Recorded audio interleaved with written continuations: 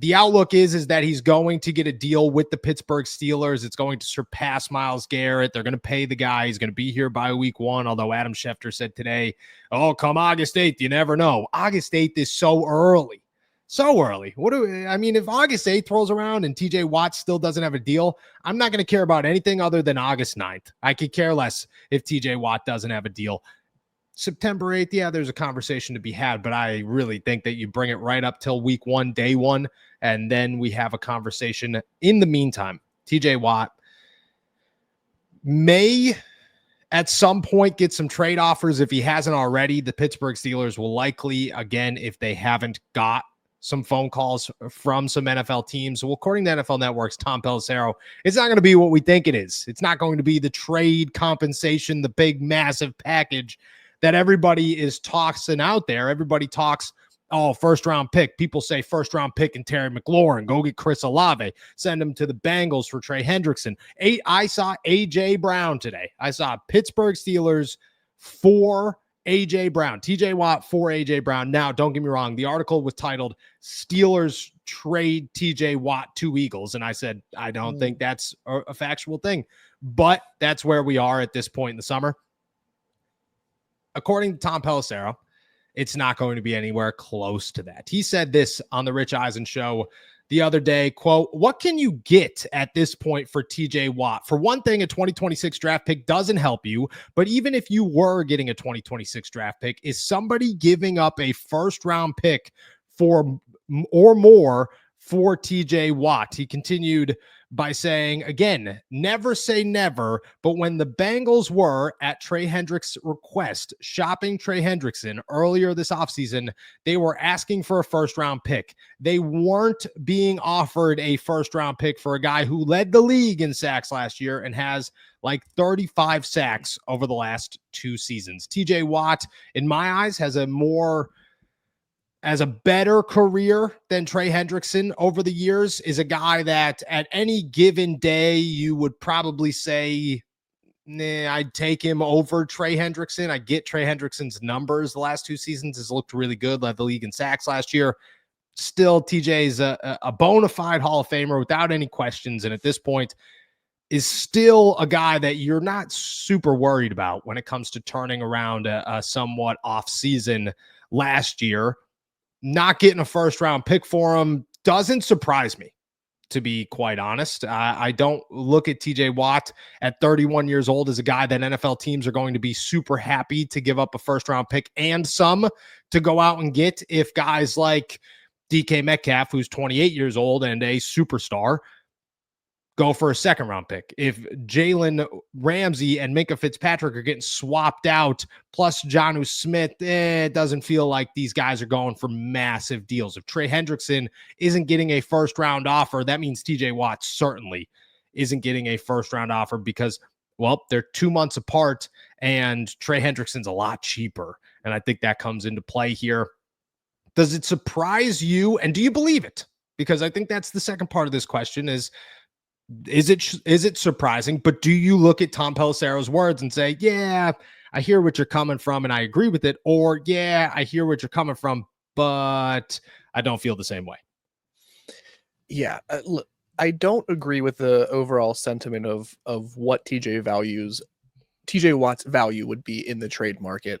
I totally understand where Tom Pelissero is coming from here. The trade market is very underwhelming. And I think the past few months have sort of spoken to that and highlighted that especially.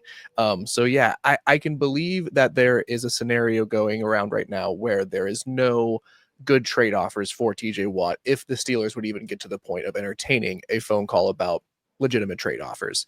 That being said, it's not that surprising to hear that his trade value wouldn't warrant a first-round pick in return.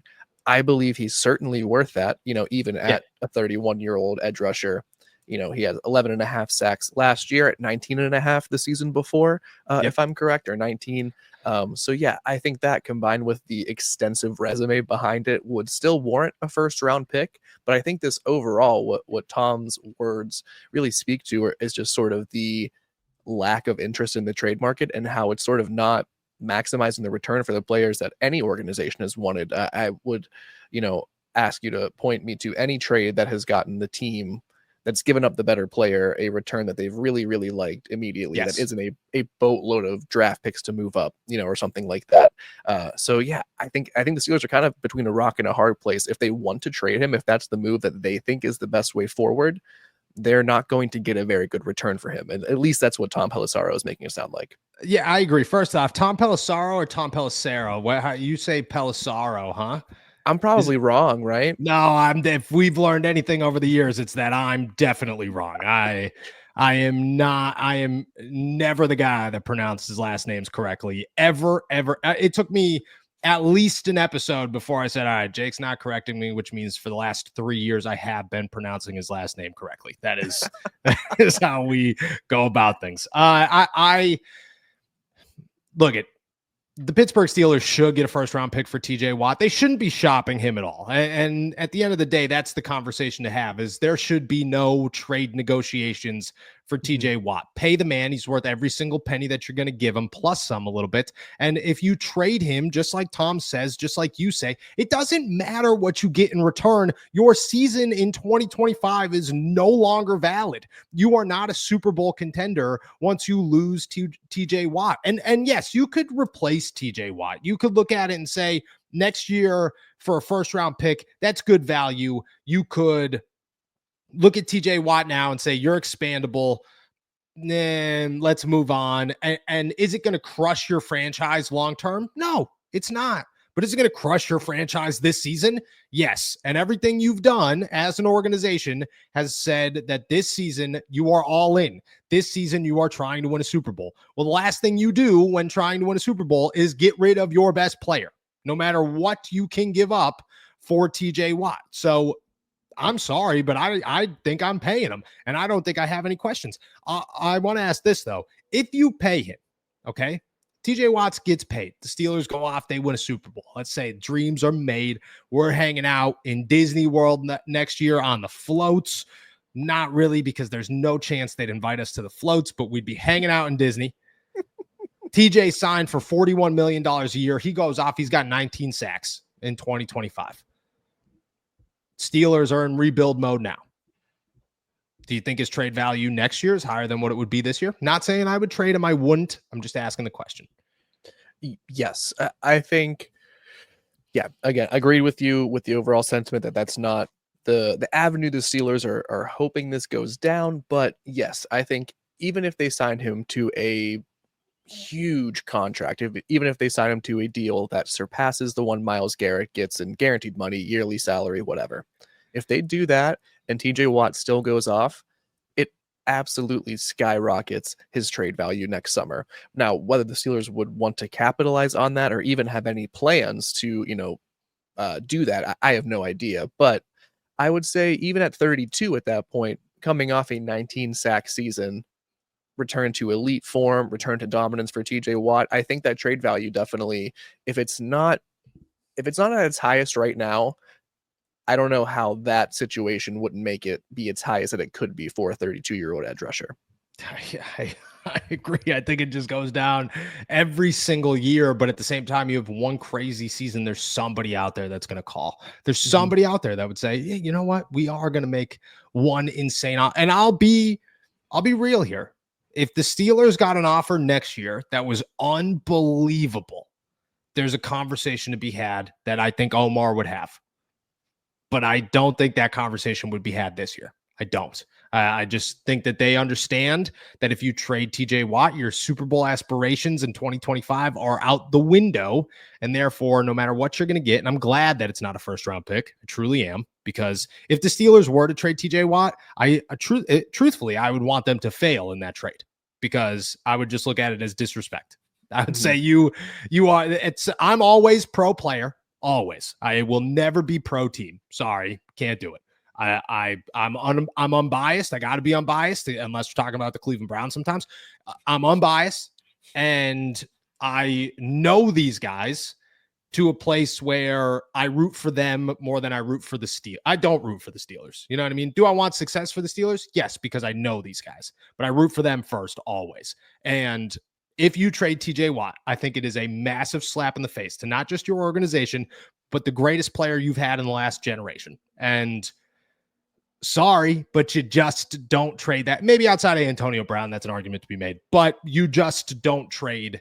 You just don't trade that guy. That is a good question. Where would you rank in the TJ Watt era? Where would you put him? Where would you? There's Ben, there's AB, there's TJ, right? I think there's Cam. I think those are the big three. If you really look at it and say those were the guys. There's Marquise Pouncey, I guess. You could toss him in there as well. Sure. Where would you put him? Sure. I think TJ is probably 2. I think AB, if you're including, the totality of his career, is got to be the number 1 player of this era of the last, let's say, maybe 15 years. Yeah. Even Ben, because after 2009, 2010, there's no more Super Bowls. Yes. Antonio Brown in that time span has, puts up this generationally defining run of receptions and receiving yards. I think just even with that record-breaking sack season TJ Watt has, as we've talked about before, I think AB is probably my number 1 of this current generation. TJ Watt's a tight number 2, though. I agree. Like, I think they're 1, 2, but AB, man, AB, it's tough because AB is he's a guy. He's a guy for sure.